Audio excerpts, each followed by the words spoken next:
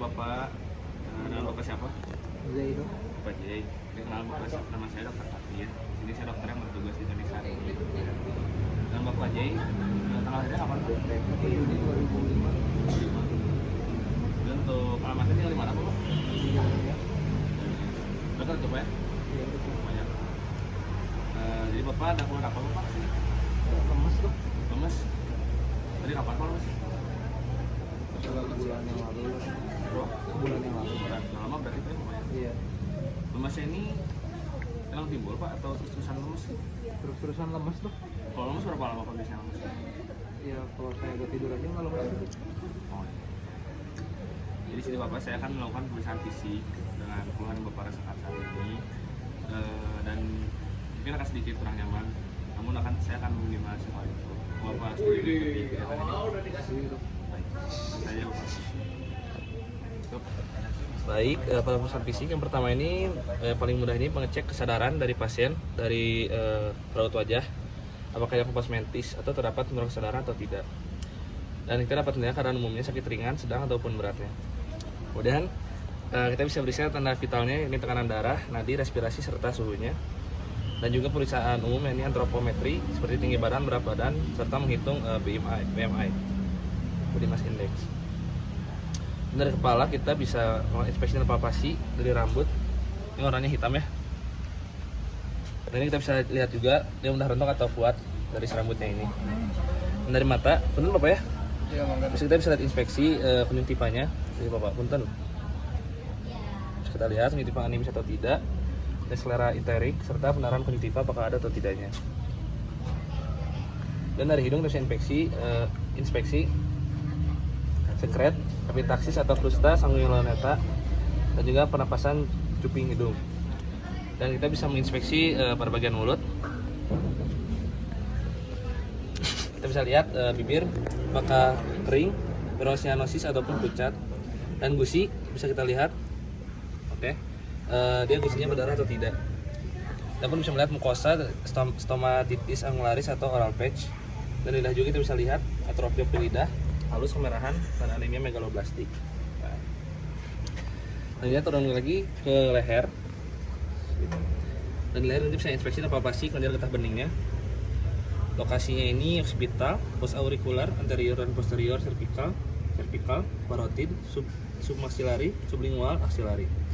Karakteristiknya kita bisa lihat jumlah, ukuran, mobilitas, tenderness, dan juga konsistensi dari leher sendiri. Dan dari toraks kita bisa menghitung detak jantung dan apakah ditemukan murmur atau bising fungsional pada seluruh katup dengan posisi pasien supinasi ataupun duduk. Yang itu bisa menjadi indikasi anemia berat. Bisa duduk Bapak sebentar? Bentar. Oke, cukup Pak. Tidur lagi Pak. Udah tidur lagi. Tidur lagi.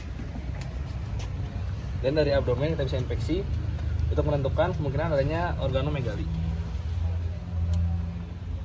Nah, kita bisa palpasi hepar dengan cara bimanual method, di mana letakkan tangan kiri pemeriksa di belakang pasien dengan cara menopang kosta ke-11 dan ke-12 sisi kanan. Agar hepar ini lebih mudah untuk diperiksa, kita tekan-tekan apakah adanya pembesaran atau tidak. Nah, kita minta pasien untuk rileks agar lebih mudah diperiksa. Nah, kita tekan tangan kanan pemeriksa di kanan abdomen, bagian lateral dari musculus rectus, ujung jari, bagian itu dari index finger untuk merasakan hepar. Pasien kedua ini musuh pertama lawan orang. Selanjutnya kita pasien untuk menarik nafas dalam, misalkan penurunan hepar dalam ujung jari atau bagian lateral dari index finger. Misalkan Bapak tarik nafas yang dalam Pak, buang Pak. Oke. Kita setelah melakukan pemeriksaan pada hepar ini, kita interpretasi posisi hepar normal atau tidaknya. Apabila normal, dia akan tidak akan teraba dari si hepar ini. Dan apabila teraba pada anak, tepi yang normal akan lembut, lebih tajam dan bentuknya reguler. Pada anak 1-2 cm di bawah kosta dan 1-2 cm dari prosesus sifoid masih dianggap normal.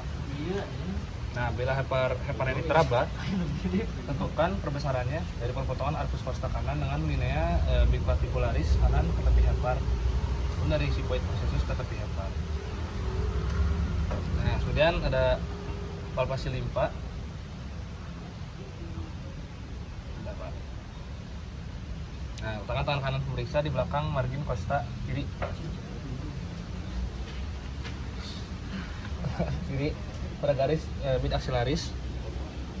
Letakkan tangan kiri pemeriksa di sias kanan dan secara perlahan pindah ke arah margin kosta kiri mengikuti garis imaginer Schaffner. Kita pasien untuk inspirasi dalam. Buang, Pak. Palpasi menggunakan ujung jari tangan kanan dan kiri menaikkan costa vertebra bagian belakang agar limpa mudah teraba. Nah, kita bisa menginterpretasi nilai tenderness atau tidak, kontur limpa serta nilai pembesaran menggunakan garis imaginer Schaffner. Dan apabila tidak teraba, lakukan perkusi pada ruang traube atau bagian anterior dari garis aksila kiri pada CS 8 sampai 10.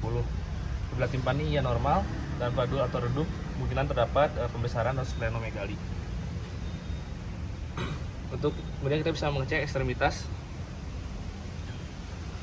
seperti ada hemartrosis atau nyeri tulang, cyanosis perifer atau clubbing finger atau spoon nail, akral hangat atau dingin, serta CRT kurang dari 2 detik atau lebih dari 2 detik.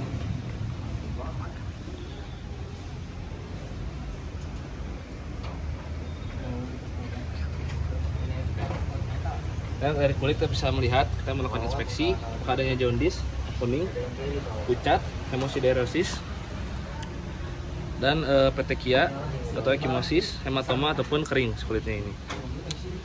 Nah, apabila sudah selesai cuci tangan, pemeriksa melakukan cuci tangan, lakukan simpulkan hasil pemeriksaan tersebut, seperti menuliskan hasil yang didapat pada rekam medis, kemudian menyimpulkan kemungkinan diagnosis dan menyampaikannya kepada pasien.